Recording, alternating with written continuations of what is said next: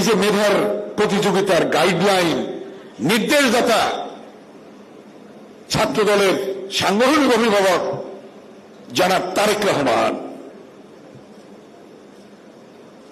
দেখুন আজকে কিভাবে পর্যায়ক্রমে চলছে। বাংলাদেশের বিভিন্ন সংকটকালে কারা নেতৃত্ব দিয়েছে আজকের এই প্রজন্মকে জানতে হবে। যখন বাংলাদেশ হানাদার বাহিনীর আক্রমণের শিকার হল 25শে মার্চ 1971 সাল, বাংলাদেশের মানুষ দিক বিদিক পাচ্ছে না, কোথায় যাবে, কি করবে, কি সিদ্ধান্ত নেবে।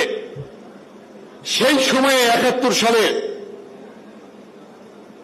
শহীদ রাষ্ট্রপতি জিয়াউর রহমান চট্টগ্রামের কালুরঘাট বেতার কেন্দ্র থেকে স্বাধীনতার ঘোষণা দিলেন। সশস্ত্র সংগ্রাম শুরু হলো, মুক্তিযুদ্ধ শুরু হলো।